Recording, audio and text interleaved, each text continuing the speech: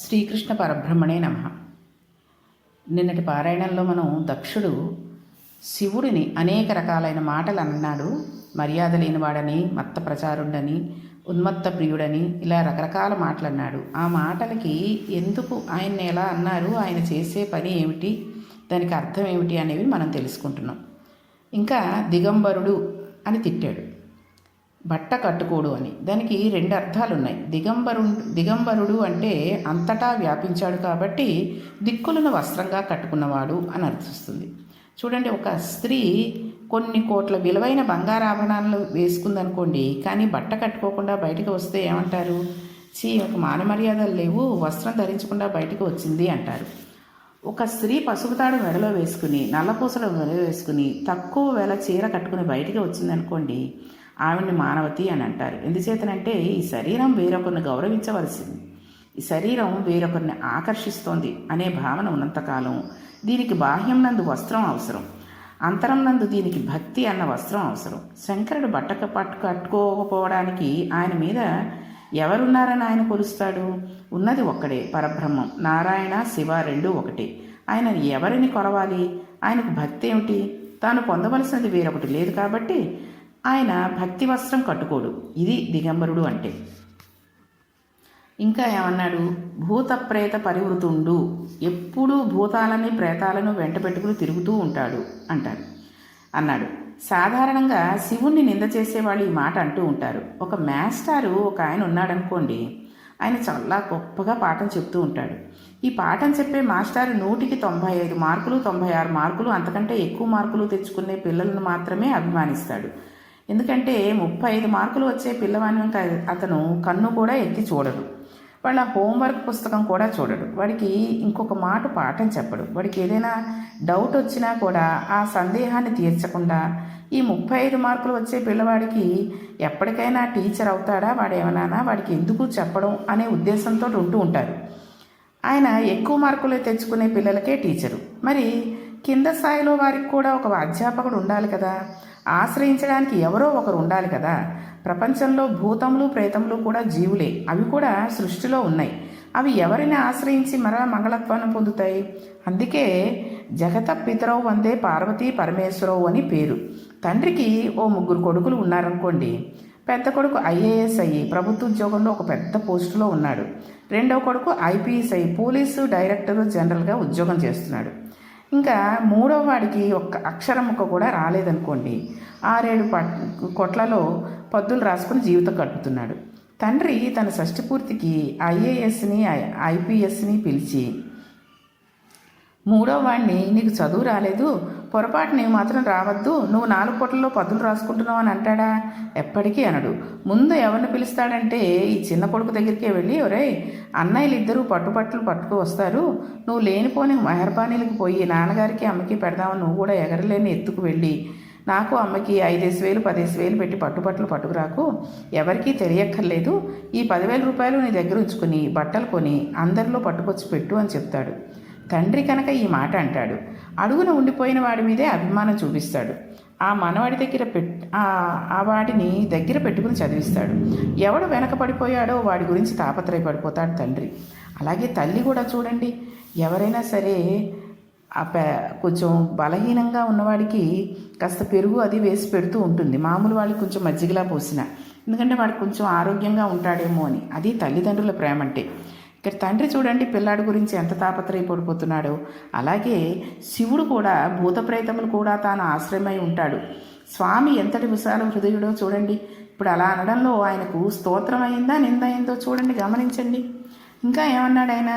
ఉగ్రపరేత భూనికేతనందు, ఈయన శ్మశానంలో తిరుగుతూ ఉంటాడు అన్నాడు. శివుడు శ్మశానవాసి కాబట్టి పూజ చేయనవసరం లేదు అంటారు. శ్మశానం దేనివల్ల అపవిత్రము? శవములు పెడతాయి కాబట్టి అమంగళం. ఒకవేళ శవాలు వెళ్ళవలసింది అమంగళమైతే, శవము ఉన్న ప్రదేశం అమంగళమైతే ఈ భూమండలం అంతా శ్మశానమే. వ్యక్తి ముందు ఇంట్లో చనిపోయాడా, శ్మశానంలో చనిపోయాడా?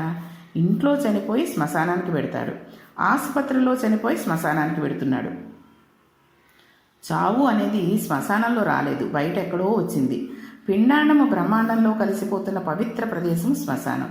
మరణం అన్నది ఇంట్లో వచ్చింది, ఆసుపత్రిలో వచ్చింది, కారులో అయి ఉండొచ్చు, బస్సులో, రైల్లో, ఎక్కడ పడితే అక్కడ వస్తుంది. కానీ శ్మశానం, మృత్యువు ఎప్పుడు శ్మశానంలో ఎవరికీ రాలేదు.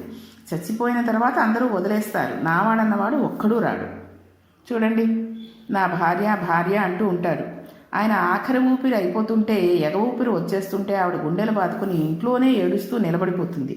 అంతకంటే ఆమె ఏం చేయగలదు? కొడుకు శ్మశానం వరకు వచ్చి అంత్యేష్టి చేస్తాడు. ఆ బంధువులు వాళ్ళు కూడా అంతవరకు వచ్చి వెనక్కి తిరిగి వెళ్ళిపోతారు. వాడు కూడా తిరిగి వెళ్ళిపోతాడు, కొడుకు కూడా. 11 రోజున బావమరిది వచ్చి బట్టలు పెట్టేస్తాడు. ఇప్పుడు ఇంకా తోడు వచ్చేవారు ఎవడైనా ఉంటే, నీకేమీ భయం లేదు నాన్న, ఇంత పుణ్యం చేశావు, జీవితంలో ఒకసారి శివ అని అన్నావు, అలా అన్నందుకు ఇది విడిచిపెట్టి వెళ్ళిపోయేటప్పుడు నీకు తోడుగా నేనున్నాను అని చెప్పడానికి నేనున్నాను అని శ్మశానంలో తాను ఉన్నాడు శివుడు. రోజు మనం ఉన్న ఊళ్ళో మనకు కనబడ్డ వాళ్ళు గొప్ప కాదు. ఎవ్వరూ లేని చోట అందరూ వదిలివేసిన నాడు స్వామి అండగా ఉండి మన చెయ్యి పట్టుకుంటాడు. అది బంధుత్వమా, రక్షత్వమా, ద్రోహబుద్ధా, ఆయనకు అమంగళత్వం అంటపెట్టుకుని మిక్కిలింత సాహసంగా చేసిందా? ఇవన్నీ పక్కన పెట్టండి. అసలు అమంగళత్వం ప్రపంచం అంతా ఉంది. ప్రపంచంలో జీవులు చచ్చిపోయిన ప్రదేశం అంటూ ఏమీ లేదు. ఇప్పుడు దేశం అంతా శ్మశానమే. మొత్తం భూమండలం అంతా అమంగళమై ఉండాలి. అది అమంగళము కాకపోతే ఇది అంతా అమంగళం కాకుండా ఉండాలి. ఏదో ఒక మాట మాత్రమే ఉంటుంది. కాబట్టి ఇది అమంగళం, ఇది సుమంగళం అని మాత్రం అనకూడదు. శివుడు మిక్కిలి ఔదార్యం ఉన్నవాడు. ఆయనంత రక్షకుడు మరొకడు లేదు. ఇది తండ్రితనం అంటే. తండ్రి ఎప్పుడు వస్తాడు? ఎవ్వరూ రానటువంటి స్థితిలో కష్టంలో పడిపోయి ఉంటే ఒక్క తండ్రి మాత్రమే వస్తాడు. మనం ఎప్పుడైనా పేపర్లో చదివామనుకోండి, ఎక్కడో 100 హత్యలు చేసి మోస్ట్ వాంటెడ్ లిస్ట్లో ఉండి ఆఖరికి ఆ వ్యక్తి దొరికి జైలుకి పట్టుకు వెళ్ళిపోతుంటే అందరూ వాడిని దొంగ దొంగ అంటుంటే, అప్పుడు కూడా వీడిలో కన్న కొడుకుతనమును చూసి ఏడ్చి వాడిని ఉరి తీసేస్తే ఆ శవం కోసం ఆ జైలు బయట కూర్చుని ఏడ్చేది తల్లిదండ్రులే. ఆ స్వామి రుద్రభూమిలో ఉంటాడు అంటే అదే కారణం. అయ్యయ్యో, ఇంత శరీరం ఇచ్చాను, ఏమీ చేయలేకపోయాడు, పోనీలే బెంగ పెట్టుకోకు నాయనా అని ఒకసారి కనబడి ధైర్యం చెప్పడానికి స్వామి అక్కడ ఉంటాడు. ఎంత మంగళప్రదులండి ఆయన అలా తిట్టాడు. ఇంకా ఏమన్నాడు? వితతస్రస్తకేశుడు, జుట్ట విరబోసుకుని ఉంటాడు అని తిట్టాడు దక్షుడు. కానీ ఇందులో ఒక గొప్ప శబ్దం ఉంది. ఆయనకు కపర్ధి అని పేరు. ఆయన పెద్ద జటాజూటంతో ఉంటాడు కాబట్టే గంగను పట్టగలిగాడు. లేకపోతే గంగ ఎక్కడి నుంచి వస్తుందండి మనకి? సగరపుత్రులు ఎలా తరిస్తారు? ఇక్కడ ఒక విషయం మనం గమనించాలి. తీర్థయాత్ర చేసేటప్పుడు తీర్థయాత్ర ఫలితాలు మనకి కూడా రావు. మనం ఒక నదీ స్నానానికి వెడతాం, స్నానం చేశాము అని అనుకుంటాం, కానీ మనకి ఫలితం ఇవ్వడు. నదీ స్నానం చేసేటప్పుడు ఒక నియమం ఉంది. ఒక మంత్రం చెబుతూ గట్టున ఉన్న ఇసుక తీసి నదిలోకి విసిరి స్నానం చేయాలి. మనందరం కాశీ స్నానం చేస్తాం, సంకల్పం లేని స్నానం చేస్తాం. అక్కడ ఒక కృచ్ఛ తిరుగుతూ ఉంటుంది. అది బ్రహ్మగారిచే సృష్టించబడింది. అది కళ్ళకు కనబడదు. మనం స్నానం చేసి బయటకు రాగానే అది ఆ పుణ్యాన్ని తినేస్తూ ఉంటుంది. దానికి అదే పని. నది ఒట్ల మీద తిరుగుతూ స్నానం చేసిన వారికి పుణ్యం రాకుండా వారి పుణ్యాన్ని తినేస్తూ ఉంటుంది. స్నానం చేసేటప్పుడు ఉచ్చరించవలసిన మంత్రములు లేక శ్లోకాలు మనకు తెలియకపోవచ్చు. పుణ్యం రాకుండా మన పుణ్యంను తినేసే కృచ్ఛ మనం స్నానం చేసేటప్పుడు కపర్ధి అన్నారంటే శంకరుని జటాచూటం తలుచుకుని నమస్కారం చేస్తే మనం వెళ్ళినటువంటి ఆ క్షేత్ర ఫలితమును ఆ కృచ్ఛ ముట్టుకోలేదు. మన పుణ్యం మనకే ఉంచబడుతుంది. ఇప్పుడు ఆయన జుట్టు పవిత్రమా అపవిత్రమా? ఆ జటాచూటం ఇంతటి పవిత్రతను కలిగి ఉంటుంది. చూడండి, భాగవతంలో మనకి తెలియని విషయం ఒకటి చెప్పారు. ఎప్పుడైనా మన నదీ స్నానం చేసేటప్పుడు ఆ ఒడ్డును ఉన్న ఇసుక వేసి చెయ్యాలి అన్నది మర్చిపోతే కనీసం స్నానం చేసేటప్పుడు కపర్ధి అని శంకరుని జటాచూటాన్ని మనం గనక తలుచుకుని స్నానం చేస్తే ఆ కృచ్ఛ మన పుణ్యాన్ని తీసుకోకుండా మన పుణ్యం మనతోటి వచ్చేటట్టుగా, పాపం పోయేటట్టుగా జరుగుతుంది. అయితే మగవాళ్ళైతే నదిలో మునిగి స్నానం చేయొచ్చు, కానీ ఆడవాళ్ళు ఒడ్డున ఉండే ఆ మగ్గుతోటో దేనితోటో తల ఒళ్ళు తడిసేటట్టుగా చేసుకోవాలి. వాళ్ళు నదిలో ములగకూడదు. ఇంకా ఏమన్నాడంటే దక్షుడు అశివుడు అన్నాడు. శంకరుడు పైకి మంగళప్రదుడు కానివాడిగా కనబడతాడు, కానీ ఆయన చేసేవన్నీ మంగళాలే. ఈ విధంగా దక్షుడు ఇన్ని మాటలు అంటే నిజంగా మంగళం చేసేవాడు కాబట్టే ఆయన ఏమీ అనలేదు, అలా నవ్వుతూ కూర్చున్నాడంతే. ఆయనకు దూషణభూషణలు రెండూ ఒక్కలాగే ఉంటాయి. అలా ఉండగలగడం చాలా గొప్ప విషయం. దీనుల ఎడల తనను ద్వేషించి మాట్లాడే వారి పట్ల ఏకకాలం నందు సమానంగా ఉండగల లక్షణం కేవలం బ్రహ్మమునకు మాత్రమే ఉంటుంది. బ్రహ్మము అనుభవించిన వానికి ఉంటుంది. ఇదొక చిత్రమైన విషయం. ఎప్పుడో రమణాశ్రమంలో రమణులకు ఏదో ఉత్సవం చేశారు. చేసినప్పుడు పెద్ద పెద్ద వాళ్ళందరూ వచ్చి ముందుగా భోజనం చేస్తారు, బైరాగులకి తర్వాత పెడతారు అని ఆశ్రమ కార్యదర్శి గారు ప్రకటించారు. హైకోర్టు జడ్జీలకి పెద్ద పెద్ద వాళ్ళకి పంక్తి వేశారు. వాళ్ళతో పాటు ముందుగా రమణ మహర్షిని కూర్చోబెట్టాలని రమణులు ఎక్కడా అని వెతుకుతుంటే గేటు బయట బైరాగులలో ఈయన వెళ్ళి కూర్చుని ఉన్నట్ట. కార్యదర్శి గారికి రమణ మహర్షి అక్కడ కూర్చున్న విషయం ఎవరో చెప్పారు. వెంటనే ఆయన పరిగెత్తుకుంటూ వెళ్ళి, ఇదేమిటి భగవాన్ ఇక్కడ కూర్చున్నారు అని అడిగాడు. బైరాగులకు తర్వాత అన్నారు కదా, అందుకని నేను ఇక్కడ కూర్చున్నాను అన్నాడు.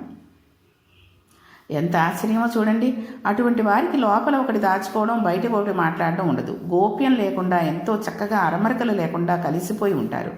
ఇలా ఉండడం ఒక బ్రహ్మజ్ఞానికి మాత్రమే సాధ్యమవుతుంది. అటువంటి శంకరుని పట్టుకుని దక్షుడు ఇన్ని మాటలు అన్నాడు. కానీ శంకరుడు ఏమీ మాట్లాడలేదు. అప్పుడు దక్షుడికి శంకరుడి మీద ఇంకా కోపం వచ్చేసింది. ఇన్ని మాటలు అన్నా నీవు పలకలేదు, లేవలేదు, నమస్కరించలేదు, కాబట్టి ఇవాళ నుండి జరిగేటటువంటి యజ్ఞయాగాది క్రతువుల యందు నీకు హవిర్భాగం లేకుండుగాక అని శపించాడు. ఈశ్వరుడికి హవిర్భాగం లేనప్పుడు అది యజ్ఞం ఏమిటి, యాగం ఏమిటండి? అవి యజ్ఞయాగాదాలు అనిపించుకోవు, అదొక అజ్ఞానం అంతే. ఈ విధంగా దక్షుడు తన పరిధిని దాటిపోయి నీకు యజ్ఞమునందు హవిస్సునందు భాగము లేకుండుగాక అని శపించి అక్కడి నుండి కదిలిపోయి మంచి వేగంతో విసురుగా లేచి ఇంటికి వెళ్ళిపోయాడు. అప్పుడు కూడా శంకరుడు ఏమీ అనలేదు. అది విచిత్రం. దక్షుడు ఇంత కోపపడితే, ఇంత శపిస్తే శంకరుడు ఏమీ అనలేదు, అలా ఊరుకున్నాడు.